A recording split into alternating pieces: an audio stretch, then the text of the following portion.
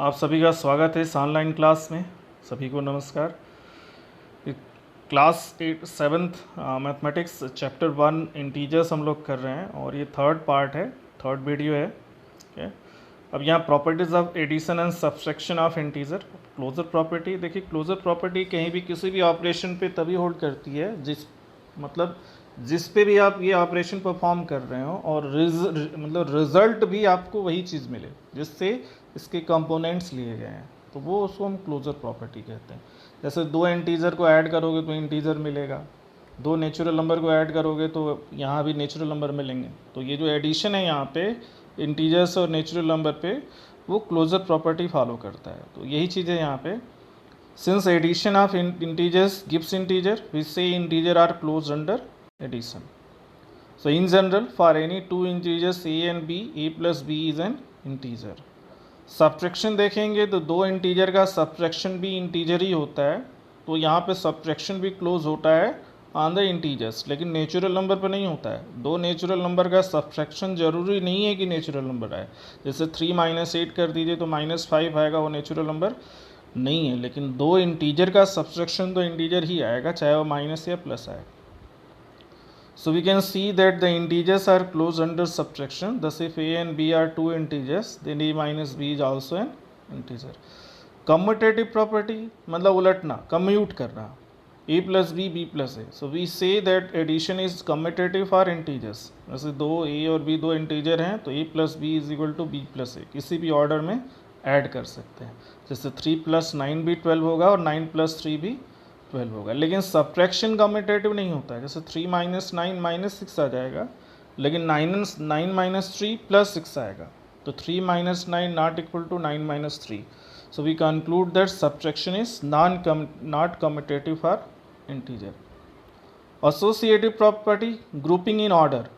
अब जैसे यहाँ देखिए लेफ्ट हैंड साइड में -5 प्लस एक ब्रैकेट में -3 + -2 है, तो ये -3 + -2 -5 हो जाएगा। तो -5 - 5 ये -10 हो गया लेफ्ट हैंड साइड की वैल्यू। अब देखिए राइट हैंड साइड में अब अलग तरह से ग्रुपिंग की गई है। -5 और -3 को एक साथ लिया गया, तो -5 और -3 जो है, सॉरी -5 और -2 को एक साथ लिया गया, तो -7 हो जाएगा, और प्लस -3 वो भी -10 हो गया। तो लेफ्ट हैंड साइड और राइट हैंड साइड की वैल्यू अलग अलग नहीं है, एक ही है, सेम है, बट उनकी ग्रुपिंग अलग अलग है। तो इसको हम एसोसिएटिव प्रॉपर्टी कहते हैं। Addition is associative for integers. In general for any integer A B and C, we can say a + b + c is equal to a + b + c, या a + c + b भी ले सकते हैं। Order किसी भी order में हम add कर सकते हैं। इसी को देखिए आप ग्राफिकली भी दिखाया गया है। -5 है, फिर -2 -3, अब -5 के बाद -2 आप -7 पे जाओगे, फिर -3 लोगे तो -10 पे जाओगे। अब दूसरी तरह से ये है माइनस, अब यहाँ 0 से शुरू किया, -5 पे आया, -3 -8 पे चला गया, और फिर -2 लिए तो -10 पे आ गया। तो ये अलग अलग इसको समझाया गया, और इस प्रॉपर्टी को हम एसोसिएटिव प्रॉपर्टी कहते हैं। Additive identity, when we add 0 to any whole number we get the same whole number। 0 को अगर हम किसी भी होल नंबर में ऐड करें, या किसी इंटीजर में, या किसी नेचुरल नंबर में ऐड करें, तो हमको वही नंबर मिलेगा। So 0 is an additive identity for whole numbers. लेकिन अगर हम नेचुरल नंबर की बात करें तो 0 is not a natural number, तो वहाँ पे हम इसको एडिटिव आइडेंटिटी नहीं ले सकते, लेकिन होल नंबर में ले सकते हैं, इंटीजर में ले सकते हैं। So 0 is an additive identity for whole numbers. It is an additive identity again for integer also. Integers पूछा जा रहा है, but it is also additive identity for integers. क्यों? क्योंकि a + 0 is equal to a, that is 0 + a. 0 को आप किसी भी ऑर्डर में ऐड करें किसी भी इंटीजर से, तो वही इंटीजर मिलता है। So 0 is also the additive identity for integers. Example देखिए, right down a pair of integers whose sum is -3।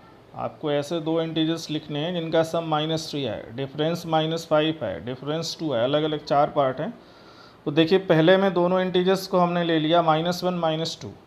अब इनका सम करेंगे हम, तो -1 + -2 हो जाएगा -3। इस ऐसे बहुत सारे एग्जांपल आप ले सकते हैं। जैसे यहाँ एक और लिया गया -5 + 2, ये भी -3 आएगा। दूसरे में डिफरेंस -5 आना चाहिए, तो देखिए -9 और -4 लिया गया, और डिफरेंस करने पे -9 -4 ये आ जाएगा -5, या -2 -3 इनका भी डिफरेंस आप लोगे, -2 और 3 इनका डिफरेंस, नंबर्स को -2 और 3 लो, डिफरेंस -5 आ जाएगा। डिफरेंस इज 2 सी में, तो -7 और -9 लिया गया है, तो -7 माइनस +9 हो जाएगा तो वो 2 आ जाएगा। तो यहाँ नंबर्स -7 और -9 लिए गए हैं, या 1 और -1 लिए गए, 1 माइनस ऑफ -1 वो 1 + 1 2 हो जाएगा। तो बहुत सारे ऐसे पेयर्स मिलेंगे, आपको सिर्फ एक लिखना है, यहाँ 2 लिखा गया। सम इज़ 0, तो एक -10 ले लिया तो दूसरा +10 ले लिया, तो -10 + 10 ये 0 हो गया। एक 5 ले लिया, दूसरा -5 ले लिया, इसका भी सम 0 हो गया। अब एक्सरसाइज 1.2 है, तो अब ये यहाँ पे सिर्फ क्वेश्चंस दिए गए हैं, तो आपके पास अगर NCERT बुक्स नहीं हैं तो आप उस क्वेश्चन यहाँ से देख के भी सॉल्व कर सकते हैं। आप सॉल्व कीजिए, ट्राई कीजिए, अपने से समझिए इसको, जैसे ऊपर समझाया गया सारी चीज़ें, और फिर नेक्स्ट वीडियो हम इसका सॉल्यूशन भी आपके साथ डिस्कस करेंगे। ठीक है, तब तक के लिए धन्यवाद, थैंक यू वेरी मच।